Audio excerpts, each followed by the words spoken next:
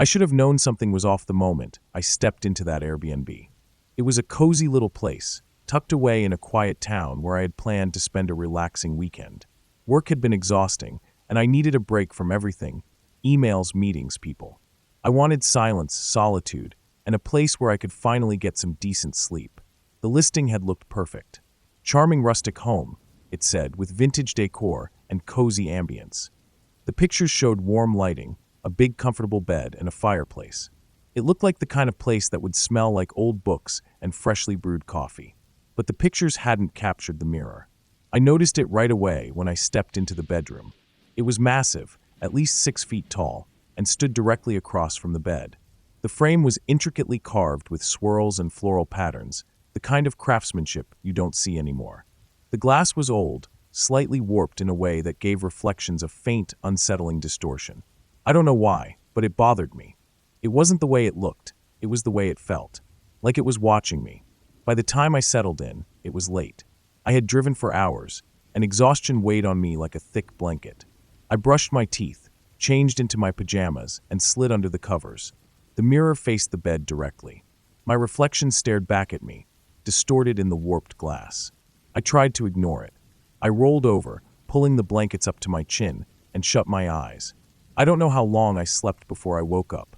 It was that strange kind of awakening where you're not sure why you're up. No sound, no nightmare. Just awake. I opened my eyes. The room was dark. Moonlight filtered through the curtains, casting a pale glow. My heart pounded against my ribs, though I couldn't say why. And then I saw it. The mirror. My reflection was there, of course, but something was off.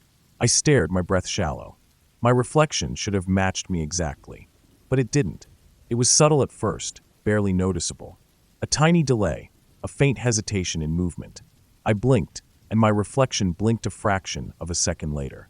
My stomach clenched. I turned over, facing away from the mirror. I told myself I was imagining things, that I was just tired, that my mind was playing tricks on me. I shut my eyes. I forced myself to sleep. The next morning, I convinced myself I had dreamed it.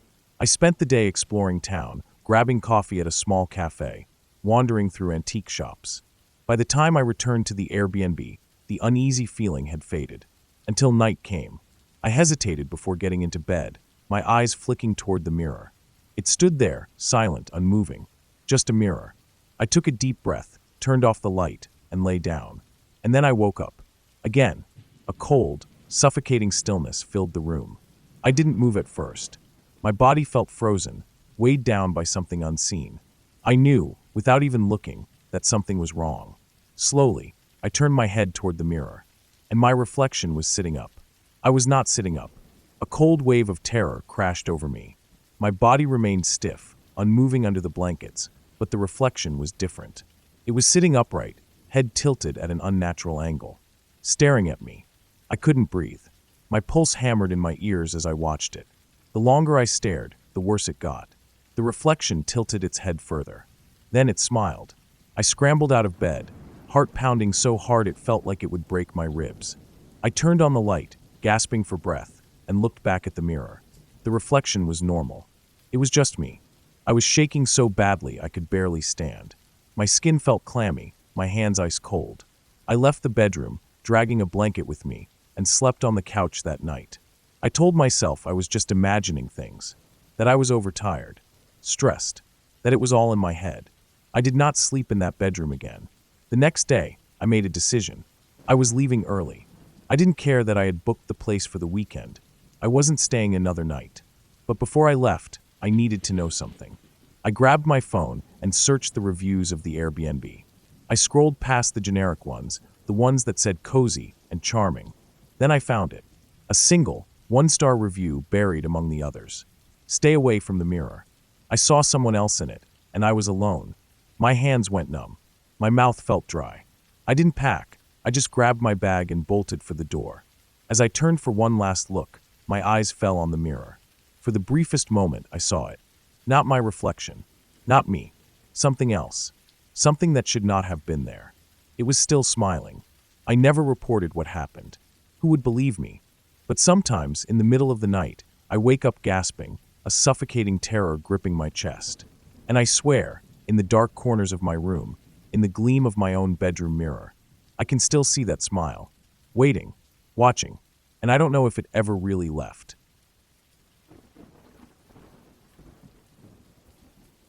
I travel a lot. For work, for personal escapes, whatever reason I can find. I prefer staying in Airbnbs over hotels. Something about them feels more personal, less sterile than the beige walls and cold lights of a standard hotel room. I had never had a bad experience before. Not until this one. I booked a small guest house in a quiet, rural town. The host was an older man named Richard, and he had a nearly perfect rating. Guests praised his hospitality, the cleanliness of the place, and how peaceful it was. It seemed like exactly what I needed, somewhere to unwind, to escape. I should have looked closer at the one-star reviews. I arrived in the late afternoon. The drive had been long, cutting through empty highways and stretches of forest. By the time I pulled into the gravel driveway, I was exhausted. The house was small, but charming, wooden exterior, a front porch with a single rocking chair, and windows that reflected the setting sun. Richard was already outside when I parked. He was older, maybe in his late 60s, with thinning gray hair and an easy smile. He wore a faded plaid shirt tucked into jeans, the kind of outfit you'd expect from someone who had lived in a small town his whole life. "Long drive?" he asked as I got out of the car. I nodded. He gestured toward the house. "I won't keep you long. Come on in, I'll show you around." The inside was cozy. The living room had a worn leather couch and a fireplace. The kitchen was small but functional, and my bedroom was down the hall. It was simple, just a bed, a dresser, and a single window that overlooked the backyard. But something felt off. I couldn't put my finger on it at first. It was just a feeling, an unease that settled in my stomach. Then I noticed the door. At the end of the hallway, just past my bedroom, was a door that didn't quite match the others. It was slightly newer looking, with a heavy deadbolt on the outside. A locked door in a guest house. I hesitated. "What's that room?" Richard's smile didn't fade, but there was a slight pause before he answered. "Storage," he said. "Nothing interesting in there." Something about the way he said it made my skin prickle. But I let it go. I was tired. I just wanted to sleep. That night, I woke up suddenly. I wasn't sure why. The room was silent, except for the faint creaking of the house settling. The air was thick with the kind of quiet that presses against your ears. Then I heard it. A thud, soft but distinct, coming from the hallway. My body tensed. Another thud. I held my breath. It was coming from behind the locked door. I sat up, heart hammering. I listened. Nothing. I waited, straining to hear, but the house was silent again. I told myself it was nothing. Just the house shifting, or my imagination running wild. I forced myself to lie back down, to close my eyes. I told myself there was nothing to be afraid of, but I didn't really believe it. The next morning, I tried to shake off the unease. I went into town, grabbed a coffee, and spent the day exploring. I didn't think about the room. Not until I got back. Richard was in the kitchen when I returned. He looked up from his newspaper, smiling. "Sleep well." I hesitated. Then I nodded. I didn't mention the noises. I didn't want to seem paranoid. That night, I lay in bed, staring at the ceiling. I couldn't stop thinking about the locked door. And then it happened again. A soft thud. My breath caught in my throat. Then a scrape, like something dragging against the floor. I sat up slowly, my heart pounding. The sound came again. Thud. Scrape. I swung my legs out of bed. Thud. Scrape. It was deliberate. Something was moving in there. I swallowed hard, my mouth dry. I crept toward the door, pressing my ear against it. Silence. Then a whisper. I stumbled back, my skin crawling. I didn't sleep that night. I should have left. I told myself I would. But something held me there. A morbid curiosity, maybe. A need to understand. During the day, I tried the door. I pressed my palm against it, feeling the cool wood beneath my fingers. It was solid, secure. But it wasn't just storage. That night, I stayed awake waiting.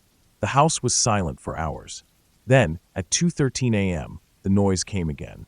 But this time, it wasn't just a thud. It was a knock. 3 slow, deliberate knocks. Then a voice. Low. Raspy. "Please let me out." My stomach twisted. My skin turned to ice.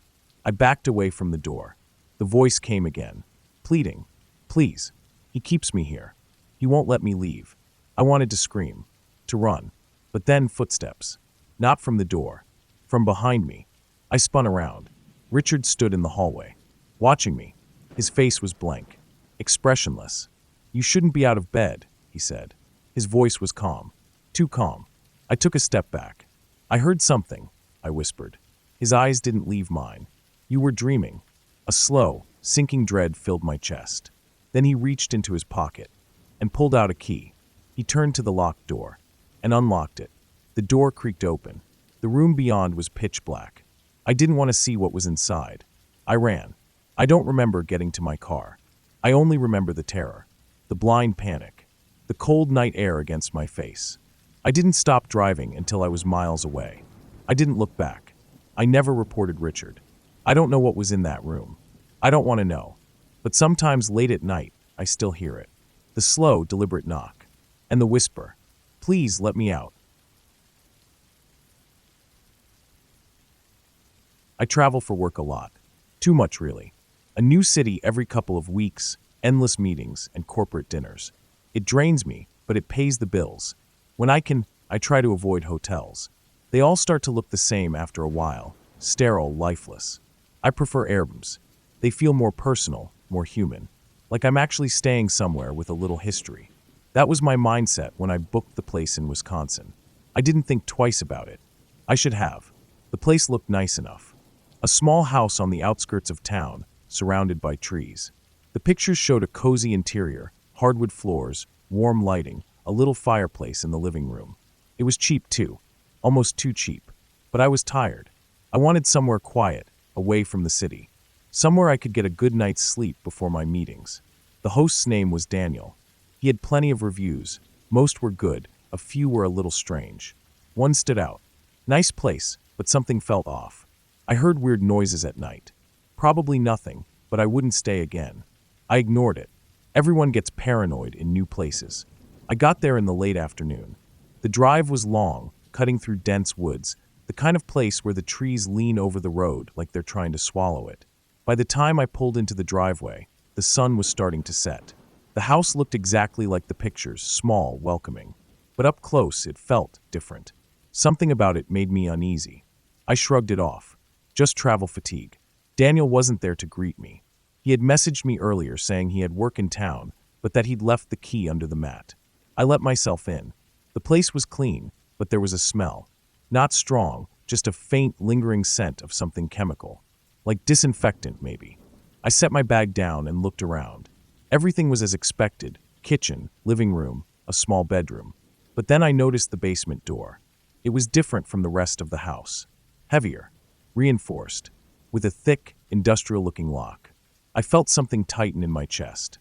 Why would a basement door need a lock like that? I was exhausted. I barely even ate.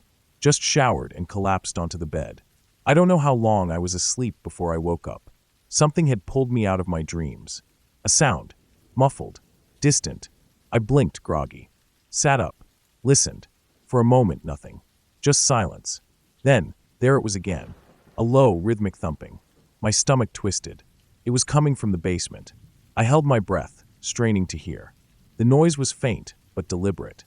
I glanced at the basement door, barely visible in the dark hallway. A thought crept into my mind. Is someone down there? I told myself I was being ridiculous. Houses make noises. The pipes, the wood settling. It could be anything. But the feeling wouldn't go away. I lay back down, forcing myself to ignore it. But sleep didn't come easy. And the noise didn't stop. The next morning, I almost convinced myself it was all in my head. I went into town, had my meetings, distracted myself with work. By the time I got back, the sun was setting again. Daniel still hadn't checked in. That night, I made sure to lock my bedroom door, just in case. But locking the door didn't stop the noise. It came back. Thump, thump, thump. Slow, rhythmic, like someone was knocking from inside the basement. My chest tightened. I turned on my phone's flashlight and crept toward the door. The noise stopped. I held my breath. Silence. I stared at the basement door, my pulse hammering. Then a whisper. Low, almost inaudible. Help me. The air left my lungs. I stumbled back, my mind screaming at me to get out. But then I heard something else. Footsteps. Above me. In the attic. I didn't sleep that night. I sat in the living room, every light on, my back pressed against the wall. At 3:17 a.m., my phone buzzed. A message from Daniel. Hey, just checking in. Everything okay? I stared at the screen. I hesitated, then typed. Who is in the basement? 3 dots appeared. Then they disappeared. A long pause. Then he replied, Leave. Now. My hands went numb. Then, the doorknob to the basement rattled. I ran. I didn't stop to pack, didn't even lock the door behind me. I just threw myself into the car and peeled out of the driveway, gravel kicking up behind me. As I sped down the dark road, my phone buzzed again. Another message. I'm sorry. I never went back. I don't know what was in that basement, or who, but sometimes in the dead of night, I still hear it. That slow, rhythmic thumping. And the whisper, help me. I've always been a cautious traveler. Hotels are too impersonal, too easy for things to go unnoticed. That's why I prefer Airbnbs, quiet places, somewhere that feels a little more like home. That's what I was looking for when I booked the small house in upstate New York. It seemed perfect, clean, affordable, tucked away in a peaceful neighborhood. But I should have trusted my instincts. I should have left the moment I stepped inside, because something was waiting for me. It was a last-minute trip for work, so I needed a place fast. The house had good reviews, except for one. Nice place, but the closet in the master bedroom made me uncomfortable. Kept feeling like someone was inside. Probably just my imagination. I ignored it. People get paranoid in unfamiliar places. The host's name was Linda. She seemed friendly, responsive. She messaged me after I booked. Let me know if you need anything. The house is all yours. Simple. Polite. I didn't think anything of it. I arrived late in the afternoon. It was a charming little house, quaint, with a small porch and a neat yard. But when I stepped inside, a strange feeling settled in my chest. Like I wasn't alone. I told myself I was just tired. I set my bag down, walked through the house. Everything was in order. Kitchen, living room, a small bathroom. Then I entered the bedroom and saw the closet.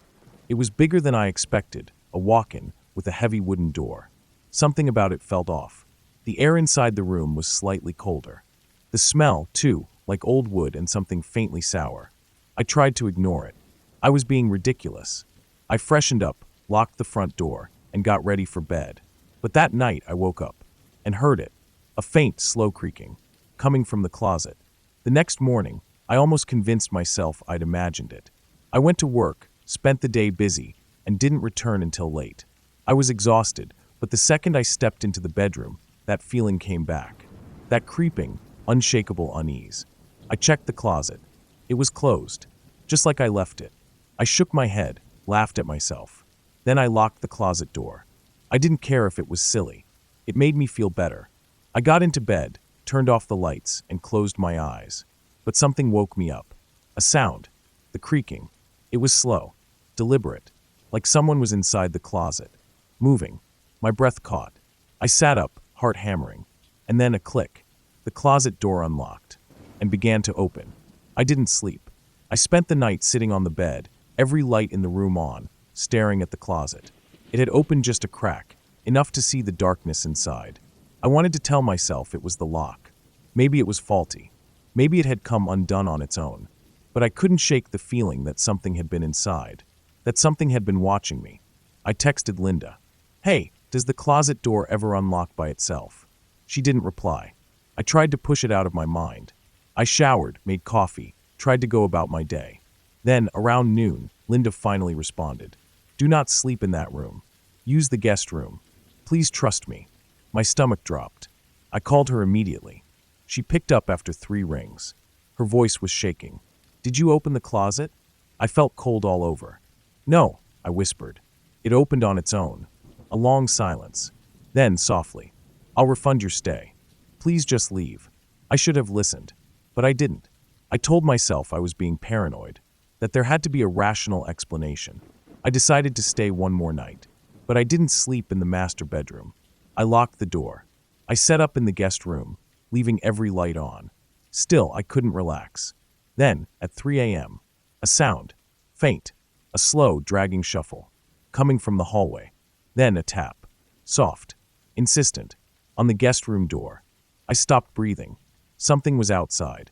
And then the doorknob turned, slowly, testing. trying to get in. I didn't move. I couldn't. Then, the closet door in the master bedroom creaked open, even though I had locked it. My body finally reacted. I ran, threw open the guest room door. For a split second, I saw it. A man, tall, gaunt, pale, standing in the hallway, barefoot. His face was blank, expressionless. But his eyes were locked on me.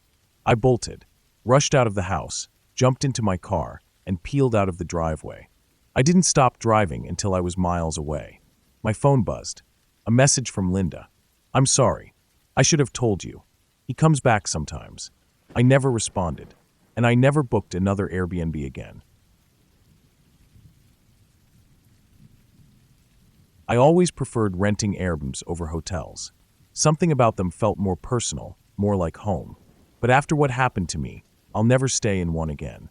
I was trapped in a place that shouldn't have existed, a room that had no way out. And I don't know how I escaped, or if I really did. It was a last-minute business trip. I needed a place fast. The Airbnb I found was perfect. A small apartment in a quiet part of town, cheap and modern. The listing had no reviews, but I didn't think much of it. New listings pop up all the time. The photos looked clean, well-lit. The host, Daniel, responded fast. "Happy to have you. The apartment is newly renovated, so you're one of the first guests. Let me know if you need anything." I booked it, and that was the worst decision of my life. I arrived late in the evening. The building was old, tucked away at the end of a quiet street. I found the key in the lockbox, just as Daniel said. The apartment was exactly like the photos. Small but clean. White walls. Modern furniture. I set my bag down and locked the door. I was exhausted, so I showered and went straight to bed. But that night, something felt off. Not the kind of feeling where you think someone's watching. It was worse. Like the room itself was wrong. Like I wasn't supposed to be there. The next morning, I went to work. By the time I got back, the sun was setting.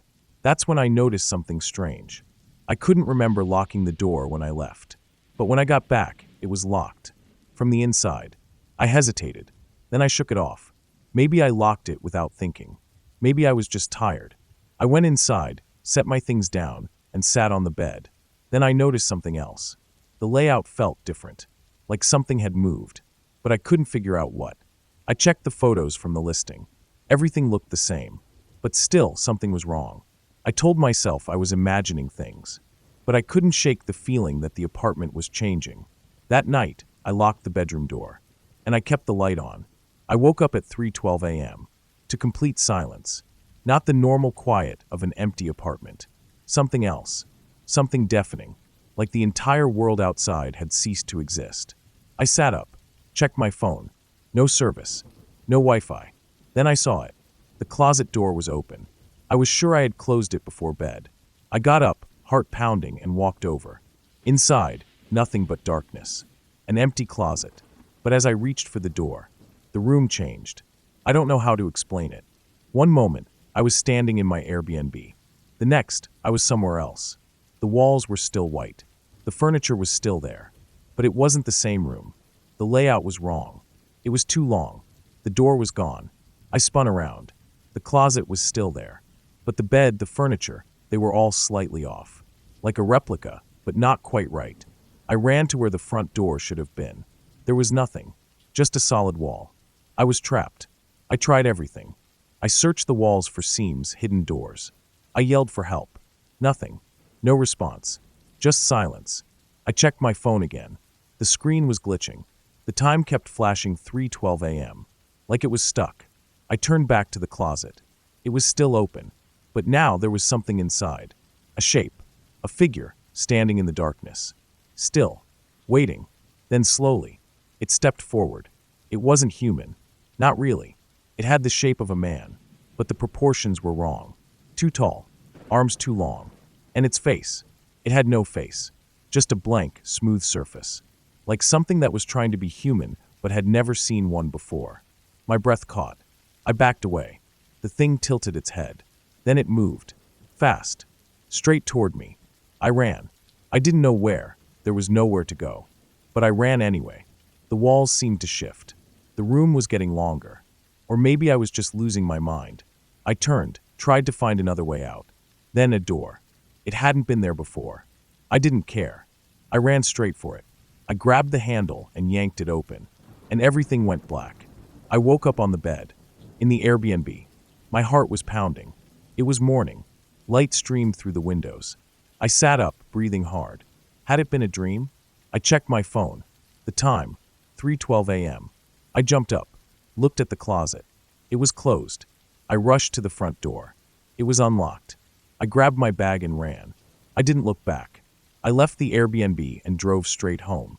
Later that day, I got a message from Daniel. "Hey, just checking in. Hope you had a great stay." I stared at the screen. Then a second message. "By the way, if you ever find yourself in that room again, don't open the closet." I never responded, and I never booked another Airbnb again. I have never told this story to anyone before. Not because I forgot it, but because I wish I could forget it. I still don't know if what happened to me was real, or if I just lost my mind in that place. But even now, years later, when I close my eyes at night, I still hear the whispers. I was traveling for work and needed a place to stay for a few nights. Hotels were too expensive, so I looked on Airbnb. I found a small house just outside the city. It was cheap, too cheap. The photos made it look old but clean. The description was short.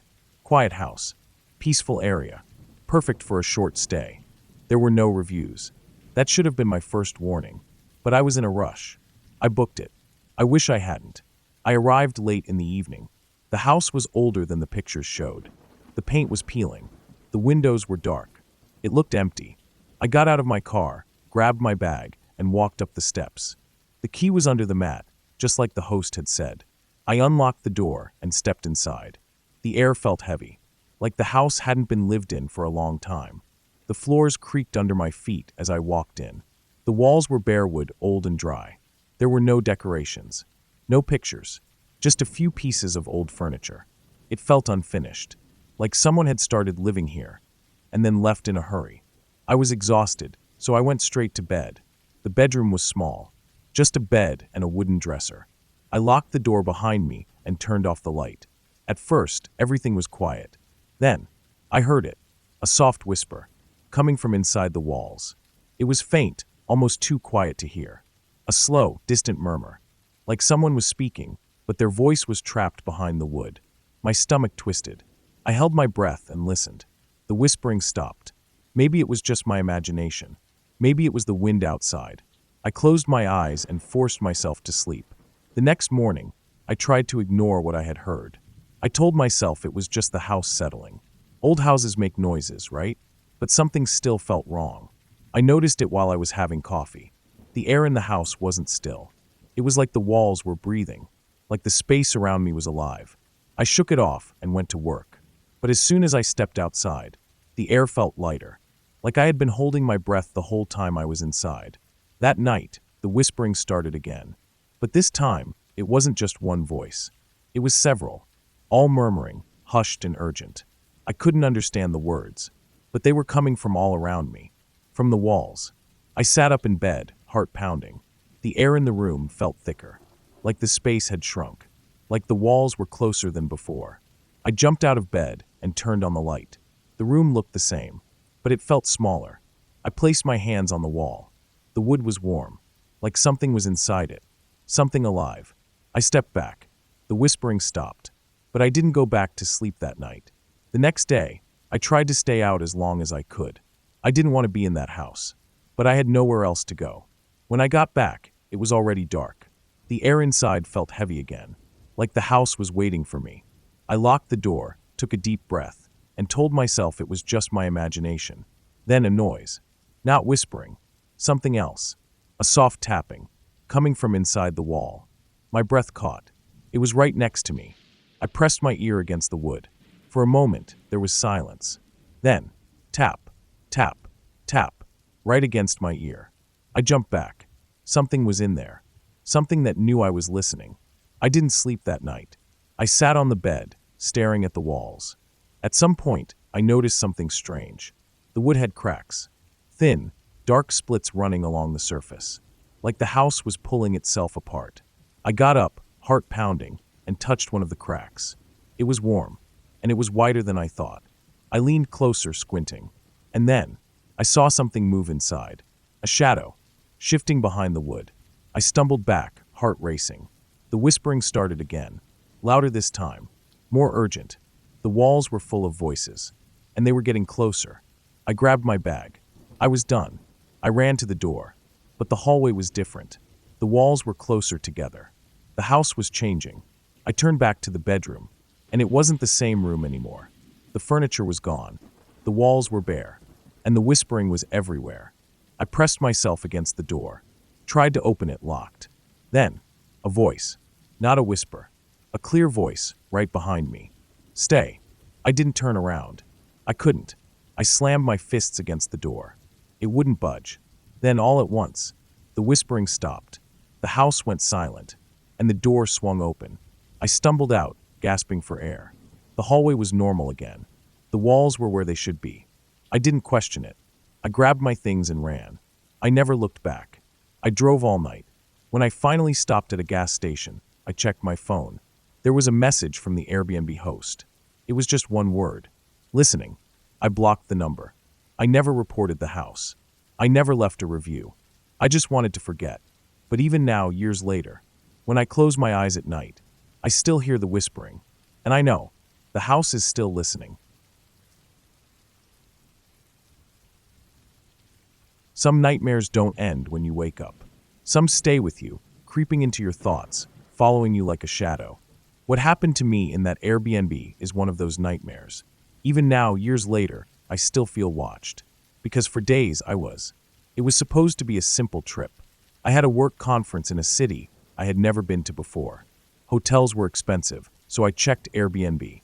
I found a house that looked perfect. It was cheap, but not suspiciously cheap. The pictures showed a modern space. Clean, comfortable. The description said, safe neighborhood, quiet, perfect for work trips. The host had good reviews. People said things like, great stay, super clean and comfortable. Would book again. I booked it without a second thought. I didn't know I was about to make the biggest mistake of my life. I arrived in the evening. The house looked exactly like the photos. Neat, modern, ordinary. The host had left the key in a lockbox by the door. I let myself in and set my bags down. Everything inside looked perfect. Almost too perfect. The furniture was arranged too neatly. Like no one actually lived here. Like it was just a set for someone to look at. I brushed off the thought and settled in. I ordered takeout, watched some TV, and went to bed. I should have checked the room more carefully. The next morning, something felt off. I couldn't explain it. I just felt watched. I chalked it up to being in a new place and went about my day. When I got back in the evening, the feeling was stronger. Like someone's eyes were on me. Like there was something just out of sight. I checked the windows, all locked. The doors secure. I tried to ignore it. I turned on the TV, but I couldn't relax. It felt like the house was waiting for me to notice something. Then I did. I was brushing my teeth when I saw it. A tiny red dot. A faint glow in the mirror's reflection. I turned around, heart pounding. The red light was coming from the smoke detector. But something about it felt wrong. The light was too bright. Too focused. Like a camera. I stood there, staring at it, my toothbrush still in my hand. A sick feeling crawled into my stomach. Was I being recorded? I grabbed a chair and stood on it to get a closer look. The smoke detector wasn't just a smoke detector. There was a tiny lens hidden inside it. A camera. Watching me. My chest tightened. I jumped off the chair and started searching the house. I checked the bedroom. I checked the bathroom. I checked the living room. I found 4 more cameras. One in the bedroom clock.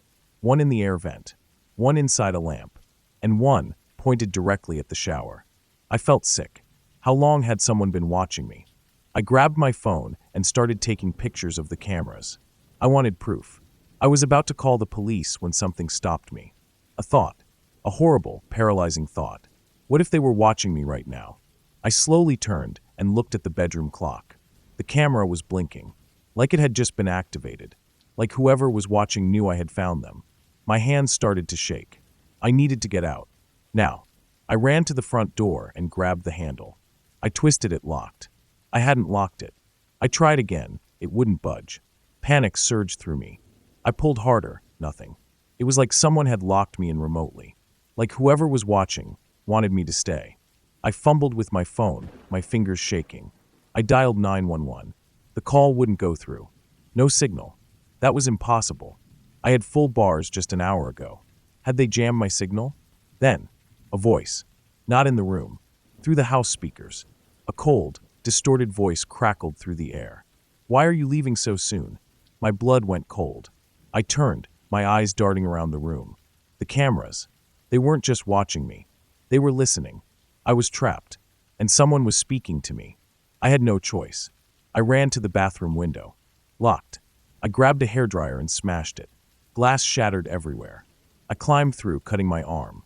I didn't care. I ran to my car. I didn't even stop to grab my bag. I just drove. I didn't look back. I went straight to the police. I showed them the pictures of the cameras. They took me seriously, at first. But when they went to check the house, the cameras were gone. Every single one. Like they had never been there. The host denied everything. Airbnb said they would investigate. But nothing ever happened. The listing was removed. But that was it. No arrests. No answers. No justice. A week later, I got an email. No sender name. No subject. Just one sentence. "We enjoyed watching you. I moved apartments. I changed my phone number. But I still feel it. That prickle on my skin. That sense of being watched. Because I know. Somewhere, someone still has the footage. And they're still watching." Some places don't want you to leave. Some doors are locked for a reason. I learned that the hard way. I was in town for a wedding. Hotels were too expensive, so I booked an Airbnb. It was an old house, a little outside the city. It looked cozy in the pictures, wooden floors, warm lighting, a big backyard. The host, Elliot, had good reviews. People said, "Charming home. Would stay again." Elliot was a great host. Perfect place for a quiet weekend. It sounded perfect. I didn't know that no one ever talked about the basement. I arrived late. The house was just like the pictures. Clean, comfortable, quiet. Elliot had left the key under the doormat. I let myself in, locked the door behind me, and dropped my bags in the bedroom. Everything felt normal. But then, as I was getting ready for bed, I heard it. A faint thud from downstairs. Like something moving below me. I froze. Listened. Silence. I told myself it was an old house. Old houses make noises. I turned off the light and went to sleep. The next morning, I explored the house. It was charming, just like the pictures. But one thing was off. A door in the hallway. It was locked. I tried the handle, wouldn't budge. I checked the listing. No mention of a locked room. I texted Elliot. "Hey, what's the locked door for?" A few minutes later, he replied. "Just storage. Please don't try to open it." Something about that felt wrong. But I let it go. For now. That night, I heard something new. Not a thud this time. A scratching. Faint. Slow. Like fingernails on wood. It was coming from the locked door. I sat up in bed, heart pounding. I waited. Listened. The sound stopped. I didn't sleep much after that. The next morning, I had to know. I searched the house, looking for another way into that locked room. That's when I noticed it. A trapdoor in the kitchen floor. With a padlock. A basement. I texted Elliot again. "Hey, is the locked room a basement?" No reply. Not for hours. Finally, he texted back. "Please don't go down there." That was it. No explanation. No reassurance. Nothing. Something wasn't right. That night, I couldn't stop thinking about it. I needed to know what was down there. I searched the house for a key. Nothing. Then, I checked the coat closet. And there it was, hanging on a hook. A small silver key. I held it in my hand, heart racing. I knew I shouldn't, but I had to. I waited until midnight. Then, I crept into the kitchen. I unlocked the padlock. The trapdoor creaked open, revealing a set of stairs. A faint damp smell rose up from the dark. I turned on my phone's flashlight and stepped down. 1 step, 2 steps. The air was cold. I reached the bottom, and my breath caught in my throat. The basement wasn't just storage. It was a room, a living space. There was a bed, a chair, a plate with old food, a bucket in the corner. Someone had been living down here. Recently. Then, I saw it. In the far corner. A heavy metal chain. And a shackle. Big enough for a human ankle. I took a step back, my breath coming fast. I needed to get out. Now. Then I heard it. Footsteps. above me. I sprinted up the stairs. I pushed the trapdoor. It wouldn't budge. It was locked. From the outside. Panic flooded me. I banged on the door. "Hello. Let me out." No answer. Then a voice. From the other side of the door. Calm. Cold. "I told you not to go down there." Then, a sound behind me. A shuffling. Like someone moving. I turned my flashlight. And I saw him. A man. In the corner. Sitting on the bed. His wrists were raw. His ankle had a bruise where the shackle had been. His eyes. Wild. Terrified. He whispered, voice shaking. "Is he still up there?" I turned back to the trapdoor. My mind was spinning. Who was he? Was he a prisoner? Or something worse? I heard Elliot's footsteps above me. Pacing. Thinking. Then he spoke again. "You shouldn't have come here." I grabbed my phone, trying to call 911. No service. My hands were shaking. The man in the corner whispered again. "We have to get out before he comes down." My stomach dropped. Before he comes down? The footsteps above stopped. Then, the lock clicked. The trapdoor creaked open, and Elliot started coming down the stairs. I didn't think. I just ran. I shoved past Elliot, knocking him off balance. The other man followed, sprinting up the stairs behind me. We burst into the kitchen, running for the door. Elliot shouted behind us. I didn't stop. I threw open the front door. We ran into the night, straight to the nearest house. Pounded on the door. Begged for help. The police came. Elliot was arrested. The basement was investigated. The man in the basement had been missing for months. He had rented the Airbnb, just like me. Elliot had drugged him, kept him locked up, and I had almost been next. The house was shut down. Elliot was charged. But even now, years later, I can't stay in Airbnbs anymore. Because every time I do, I think about that locked door, and the man who never left. Until I did. It seemed like the perfect escape. A weekend getaway from the chaos of the city to a remote, quiet cabin in the woods. I was exhausted from work, needed peace, and wanted nothing more than to disconnect for a while.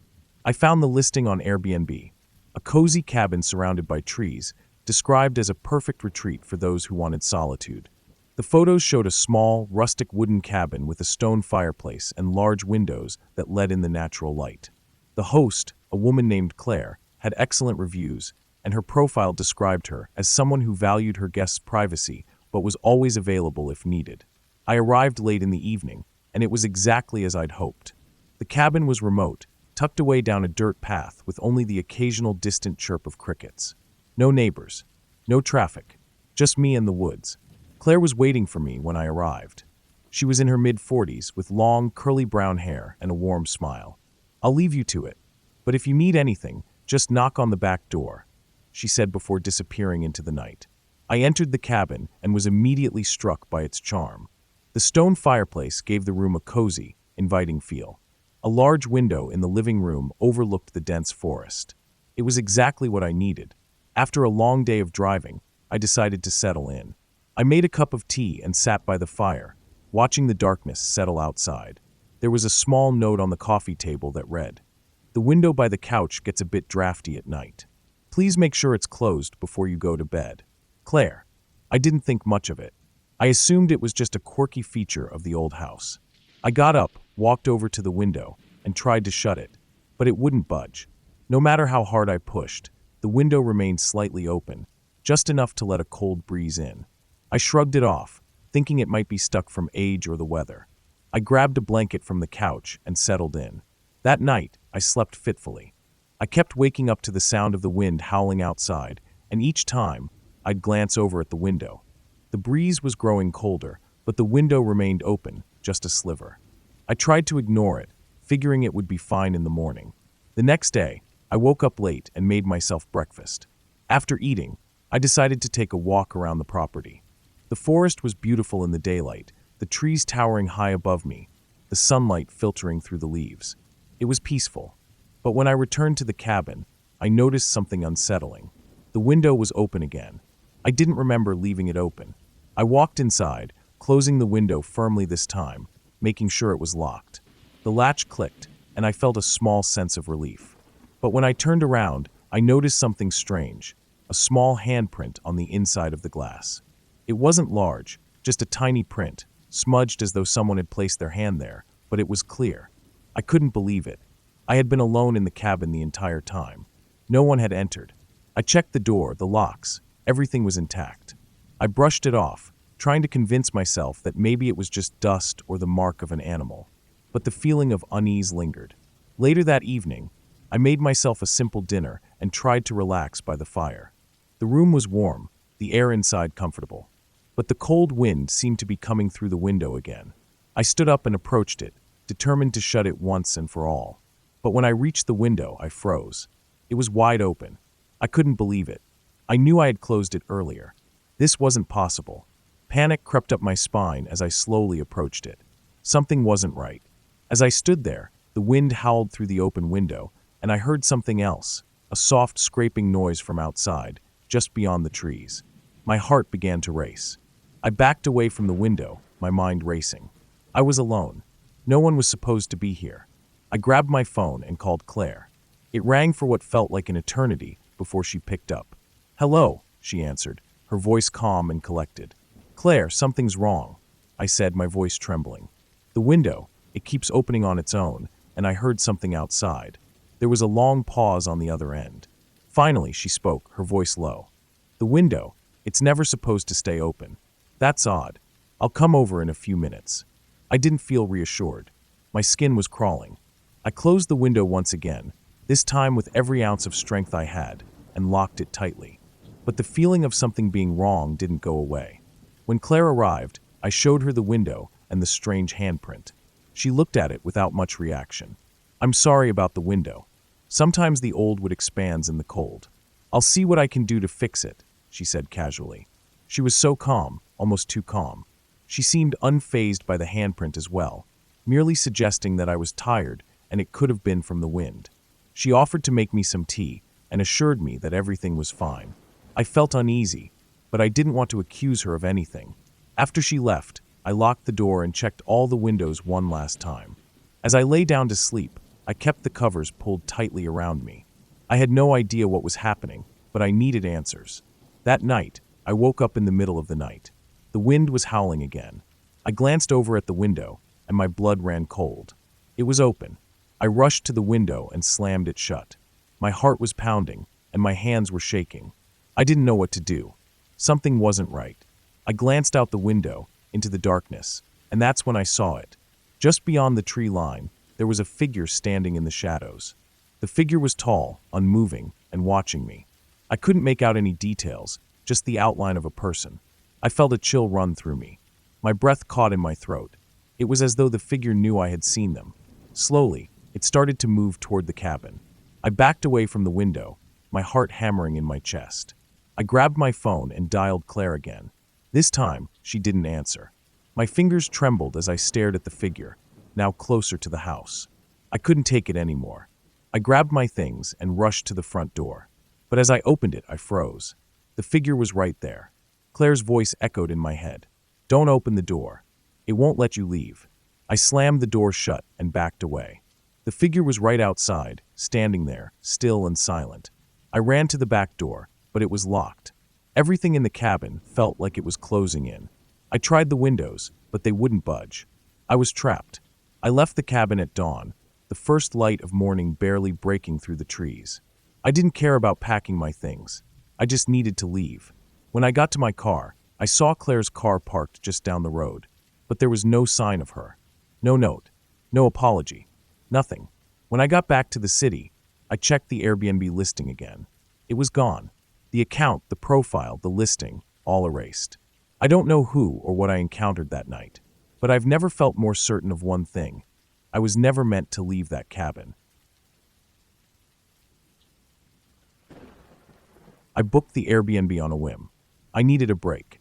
Work had been draining me, and I was feeling burned out. I wanted somewhere quiet, away from everything, where I could just breathe for a few days. The listing showed a small, modern cabin in a rural area, about a 2-hour drive from the nearest city. It looked perfect, minimalist, clean, and surrounded by nature. The price was surprisingly low, but the reviews were all positive. Peaceful getaway, completely isolated. No distractions, people had written. That was exactly what I wanted. The drive out was long, mostly empty highways that stretched for miles with nothing but trees and fields on either side. As I got closer, the roads became narrower, twisting through thick forests and past occasional houses that looked more and more spread out. Eventually, I turned onto a gravel road that led deep into the woods. My phone lost service about 15 minutes before I reached the house. I had downloaded the check-in instructions beforehand, so I wasn't too worried. When I finally arrived, the place looked just like the pictures, a small, single-story house with dark wooden walls, big glass windows, and a simple porch. There were no neighbors in sight.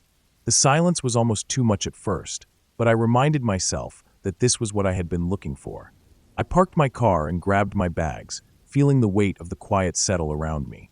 Inside, the cabin was just as nice as it had looked online. It was small but well-designed, with a living area, a kitchen, a bedroom, and a bathroom. The furniture was simple, mostly wood and neutral colors. There was a large window in the living room that looked out into the trees. The host had left a small welcome note on the counter, reminding guests that there was no Wi-Fi and very little cell service in the area. That was fine. I wasn't planning on using my phone much anyway. The first few hours were uneventful. I unpacked, made myself some coffee, and sat on the porch, listening to the wind moving through the trees. It was peaceful, almost too peaceful. Without the usual background noise of city life, cars, voices, distant sirens, it felt like something was missing. As the sun started to set, I decided to take a short walk around the property. There was a small trail behind the house that led into the woods. I followed it for a bit, breathing in the fresh air, trying to let go of the stress that had been following me for months. The trees were tall and dense, their branches forming a thick canopy overhead. The further I walked, the quieter it got. I hadn't seen any animals, no birds or squirrels, which felt strange for a place like this. After about 10 minutes, I turned back. The cabin was barely visible through the trees. The air had gotten colder, and something about the silence started to feel off. Not peaceful anymore, but heavy. I told myself I was just being paranoid. City life had made me too used to noise. Back inside, I made dinner and tried to relax. I turned on some music to fill the silence, but it didn't help much. The cabin had a strange atmosphere at night. The big windows, which had seemed beautiful during the day, now felt like open eyes staring into the darkness outside. I kept glancing at them, half expecting to see something moving beyond the glass. But there was nothing. I went to bed early, but I didn't sleep well. I kept waking up, unsure of what had pulled me out of sleep. Maybe a sound, maybe just the unfamiliarity of the place. At some point in the night, I thought I heard something outside, faint, barely there, but enough to make my skin crawl. I lay still, listening, heart pounding. The sound didn't come again. Eventually, I fell back asleep. The next morning, I felt drained. I made coffee, sat on the porch, and tried to shake off the feeling that something was wrong. It was probably just my mind playing tricks on me. I had been looking forward to this trip, and I wasn't going to let some weird nerves ruin it. I decided to explore more of the area during the day. The Airbnb listing had mentioned a small lake about a mile away, so I grabbed a water bottle and headed out. The trail leading there was barely visible, overgrown in some spots, but I followed it. The walk was quiet. Again, too quiet. No birds, no insects. Just the sound of my own footsteps. When I reached the lake, it was beautiful, calm water reflecting the sky, surrounded by trees. I sat by the edge for a while, trying to enjoy the stillness. That was when I noticed something strange. Across the lake, on the other side, there was a narrow strip of beach. And on that beach, there were footprints. They weren't mine. They were too far away. They led from the trees to the water's edge, then stopped. No prints leading back. Just a single path, ending at the water. I stared at them, feeling uneasy. It could have been from someone who had been here earlier. But the lake was in the middle of nowhere. Who else would come out here? And why would their footprints just stop at the water? I tried to ignore it. Maybe it was nothing. I forced myself to stay for a little while longer before heading back. As I walked, I kept glancing over my shoulder, feeling exposed. By the time I got back to the cabin, I had decided that I was letting my imagination get the best of me. I needed to stop thinking about it. I spent the rest of the afternoon reading and trying to relax. Then that night, I heard it again. A sound outside. It was closer this time. A soft rustling, like something moving through the trees. I sat up in bed, heart hammering. I told myself it was an animal, but deep down, I didn't believe that. The sound wasn't random. It wasn't the kind of noise the wind makes when it moves through the branches. It was careful, deliberate. I didn't move. I just listened. Then a creak. The sound of wood shifting, weight pressing down. The porch. Someone was on the porch. I stopped breathing. My body went rigid. The windows had no curtains. If I moved, whoever, or whatever, was out there would see me. For a long time, nothing happened. I sat there, frozen, waiting. Then slowly, the sound of footsteps. Moving away. I didn't sleep. I stayed awake, listening until the first hint of daylight filtered through the trees. Then cautiously, I got up. I opened the front door just enough to peek outside. The ground was damp from the night air. And on the porch, leading up to the door, were footprints. Bare feet. Large. I packed my bags in under 5 minutes. I didn't care about the refund. I didn't care about anything except leaving. I threw everything in my car and drove. I didn't look back. I didn't stop until I was hours away. I never reported it. What would I even say? Nothing had happened, technically. No one had broken in. There was no crime. But I know what I heard. I know what I saw. And I know that I was not alone out there. I was traveling alone for the first time in years. Work had been overwhelming, and I needed a break, somewhere peaceful and quiet. I found the perfect Airbnb, a small guest house behind a larger home in a rural town. The listing described it as cozy, private, and surrounded by nature. The reviews were glowing. Guests raved about the host, Daniel, calling him friendly, welcoming, and respectful of privacy. It sounded ideal.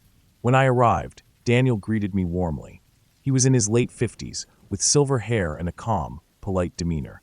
He showed me the guest house, a simple but charming space with a kitchenette, a soft bed, and large windows that overlooked the woods. "If you need anything, just text me," he said. "But otherwise, I'll give you your space." It was exactly what I wanted. That first night, I slept soundly. The air was crisp, the bed was warm, and the only sounds were the occasional chirp of insects outside. But the second night, something changed. I woke up to a soft rustling outside the window. At first, I thought it was the wind. Then I heard footsteps. Slow, heavy, moving around the guest house. My heart pounded as I lay still, listening. The footsteps stopped at the back door. I held my breath, waiting. A long pause. Then nothing. Morning came, and I convinced myself it was my imagination. Maybe an animal had wandered by. Maybe I was just on edge from being alone. I brushed it off, went into town for coffee, and tried to enjoy my day. But that night, it happened again. The rustling. The footsteps. This time, they were closer. Right outside my window. I sat up in bed, every muscle tense.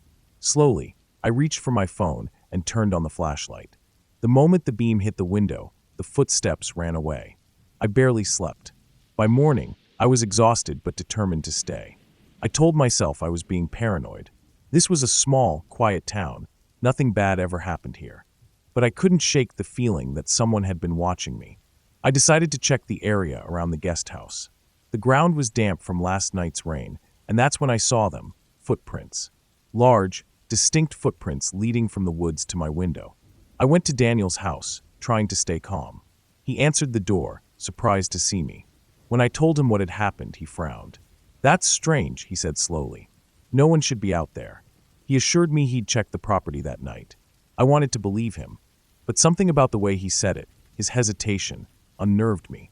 That night, I double-checked the locks, pulled the curtains shut, and lay in bed, gripping my phone. Midnight passed. Then 1 a.m. silence. Maybe it was over. Maybe whoever it was had moved on.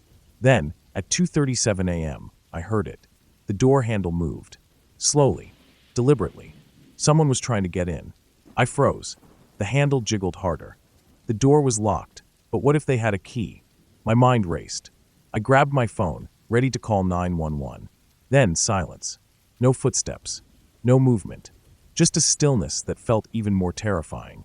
Minutes passed. Then an hour. Eventually, exhaustion took over, and I fell asleep with the phone in my hand. Morning light streamed through the curtains. The door was still locked. I let out a shaky breath, trying to convince myself it had been a dream. But when I stepped outside, my stomach dropped. The footprints were back. This time, they led from my door to Daniel's house. I packed my bags within minutes. As I loaded my car, Daniel stepped outside, looking puzzled. Leaving early? He asked, his voice casual. I nodded, forcing a smile. Yeah, something came up. His eyes lingered on me, unreadable. Then he nodded slowly. Safe travels. I didn't look back as I drove away. Hours later, when I finally stopped at a gas station, I checked the Airbnb listing. It was gone, like it had never existed.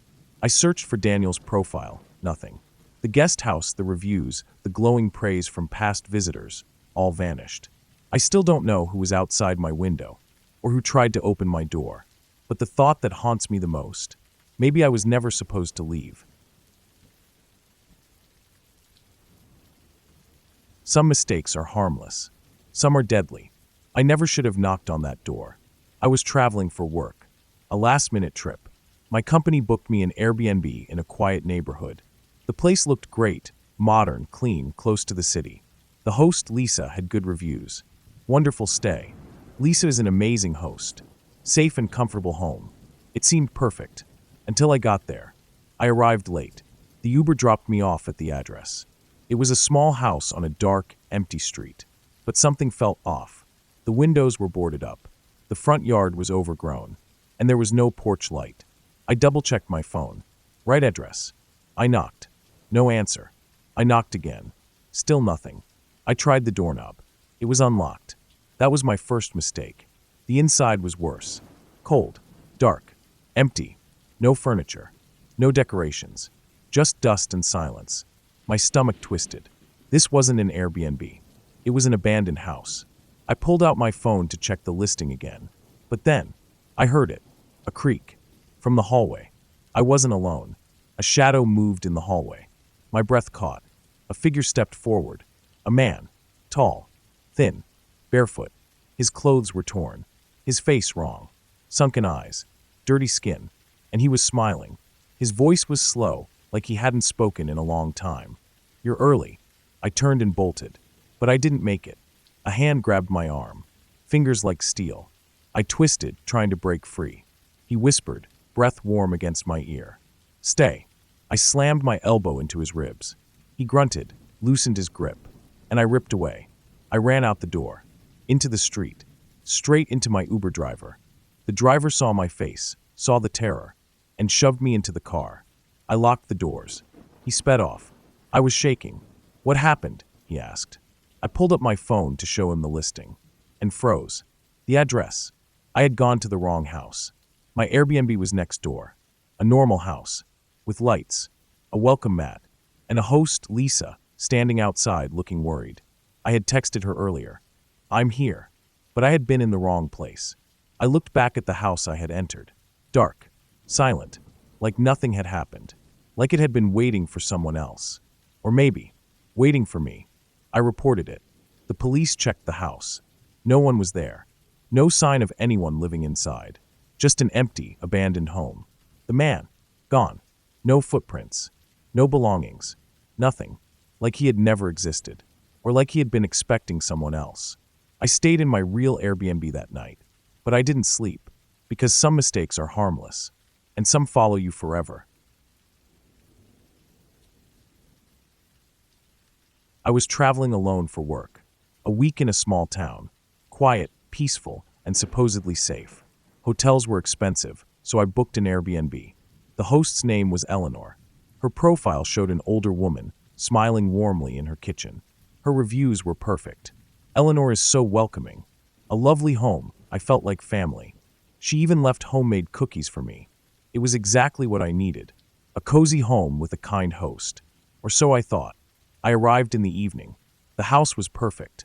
A little old, but warm and inviting. The porch light was on, and the front door was unlocked. A small note sat on the entry table. Welcome. I had to step out, but make yourself at home. Your room is at the end of the hall. Enjoy your stay. Eleanor. I didn't think much of it. People get busy. I set my bags down and wandered inside. Everything was spotless. The kitchen smelled like vanilla. And on the counter, a plate of freshly baked cookies. Still warm. Like she had just been here. The house was too quiet. No hum of a fridge. No creaks of someone moving upstairs. Just silence. I peeked out the window. The driveway was empty. No car. No sign of Eleanor. I checked my phone. No messages. I told myself it was fine. She probably just ran an errand. But then I noticed something strange. The air. It smelled stale, like no one had been living here for a long time. But the cookies, they were still warm. Morning came. Eleanor was still gone. I searched the house. Everything was perfectly arranged. No clutter, no mess, no sign of life. The closets were empty. The fridge had nothing but bottled water. The bathroom had unused toiletries, mini hotel soaps still in plastic. It was like a showroom, like no one actually lived here, like it was staged. I texted Eleanor. No response. I called, straight to voicemail. My stomach twisted. Where was she? I don't know why I opened the basement door, but I did, and I immediately regretted it. The stairs were steep. The air was damp and cold. I took one step down and stopped. Something was wrong. The basement was too dark, too deep. I reached for the light switch. It didn't work. A metallic smell filled my nose. Risht, or something worse. I stepped back, heart pounding, and that's when I heard it. A soft creak from the darkness below. Someone was down there. I slammed the basement door shut, locked it, grabbed my bags. I was leaving. I didn't care about my refund. I just wanted out. I rushed to the front door and froze. The cookies, they were gone.